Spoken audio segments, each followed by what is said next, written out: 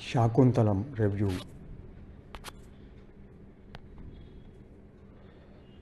Samantha Gunshekar's Shaakuntalam is racing for a spectacular release on 14 April 2023. The film is based on Kalidas Abhignan's Shaakuntalam, inspired by the epic Mahabharata, and Samantha's newfound craze in Bollywood, coupled with Gunshekar's penchant for extravagant sets, generated immense interest among movie lovers. The film's teasers and trailers got good response, and with the film releasing in 3D, also interest levels are increasing. The film's OTT rights have been backed for a fancy amount by Amazon Prime, and streaming will be after the completion of the theatrical run. Let us find out whether Shaakuntalam mesmerized movie lovers. Shaakuntalam's story is all about Shaakuntala and her love affair with King Dushyant, which resulted in the scripting of new era in Bharat, defining the destiny of New India. Shaakuntala, played by Samantha, was abandoned by Menaka, played by Madhubala, after she breaks the balance of Vishwamitra. She is named Shaakuntala as she was saved by Shaakunta birds and raised by Kanva Maharshi, played by Sachin Kadekar. And he goes out to perform a yagna. King Dushyant, played by Dev Mohan, happens to meet her while saving the people of his kingdom from wild animals. They fall in love, and Dushyant marries Shaakuntala in Gandharva form and promises to take her to her kingdom after completing his important assignments like planning war strategies against Asuras. In between, shocking developments happen, and where the love story of Shaakuntala and Dushyant ends, and how Durvas Maharshi, played by Mohan Babu, Kashyap Maharshi, played by Kabir Bedi, Indra, played by Jishu Sen Gupta, and others are connected from the rest of the story. Samantha worked hard for her role. She must be commended for accepting the role, as it is mostly passive and meek. It is known that Kalidas described Shakuntala in Shakuntalam as innocent, honest, simple, susceptible, and easily gullible. She tried to show various emotions and expressions like portraying her innocence and then getting carried away and falling in love, and then showing her feelings when she was insulted in the Raj Darbar of Dushyant. There are variations in the character of some Shakuntala in the later part, and Samantha showed bravery and courage in bringing up her son. Samantha looked elegant and exquisite and oozed with glamour most of the time. However, in some close shots, her age got exposed and she looked old.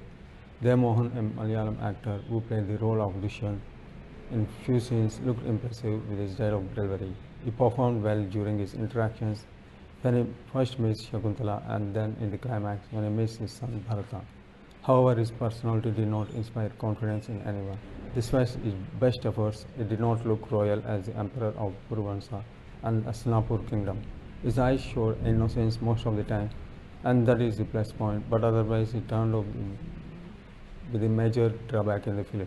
Other actors got limited screen presence. Mohan Babu as Durvasa made his presence felt, and so did Ananya Nagala, Gautami, Madhu, Kabir Bedi, Jishu Sen Gupta, Kabir Duhan Singh, Subbaraju, and Harish Uttaman.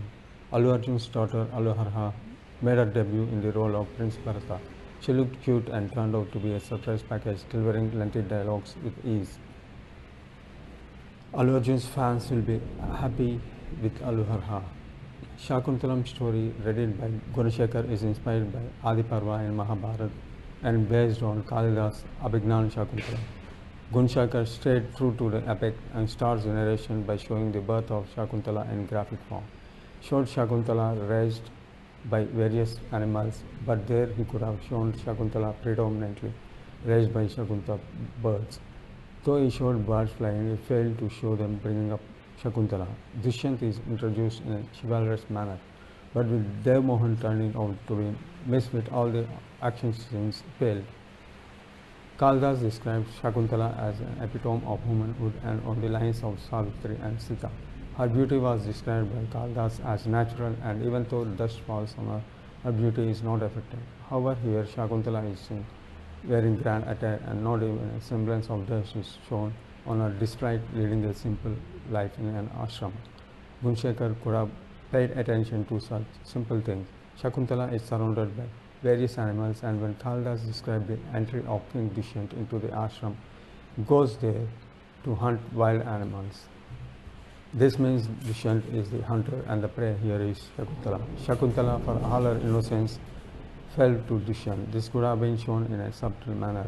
Could have shown Shringar Rasa of Shakuntala versus Veer Rasa of Dushyant in a more beautiful manner, and this could have turned the film at least into a case study. But with Dev Mohan not looking like a royal material in any manner, Gunshekar lost his golden opportunity.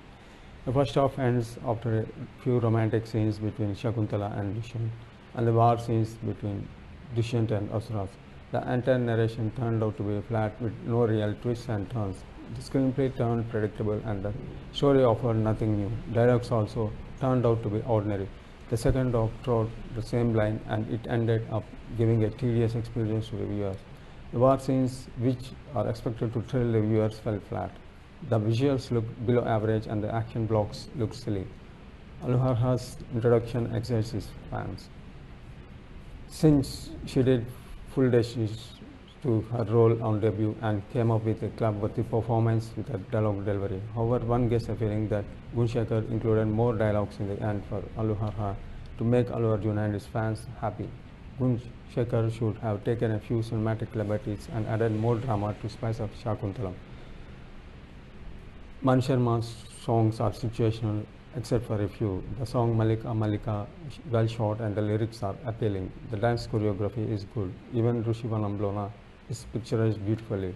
Its background music is good and made an impact. Shekhar V. Joseph's cinematography is good. Showed the serenity at the ashram quite well and at the same time showed the grand kingdom of Dushyant. Editing of Praveen Puri left many drags. The pace of the narration is slow and it tested the patience of the viewers. VFX and graphics turned out to be below average. They looked substandard and the so-called 3D experience turned out to be disastrous and hazardous. In fact, this spoiled the entire film watching experience and turned everything into a huge negative feeling. Sai Madhav's dialogues could have been more hard-hitting and impactful, except for a few couple of scenes where Kanva Maharshi shows faith in Dushyant, the Raj Darbar scene where Dushyant fails to recognize Shakuntala, and Menaka talking about motherhood, few dialogues between Dushyant and Bharata. In other scenes, they look pretty ordinary. Production values of Guna team works are okay. Altogether, Shakuntalam turns out to be a disappointing outing. Gunshekar and Samantha worked hard for the project, but despite the spirited performance from Samantha, who braved the ill health, Gunshekar's flat narration, predictable screenplay and direction, Sai Madhav Burra's not so powerful dialogues and casting mismatch, apart from Gunshekar's penchant for 3D effects, undid all the good work. A little bit of fine-tuning of the script, including a few twists and turns and adding drama, could have helped the film a little bit. It seems Gunshekar did not learn from the result of Rudramadevi, where he opted to go for 3D and failed to make an impact. Considering all these elements, Cine Josh Bose, Shaakuntalam turned out to be soulless.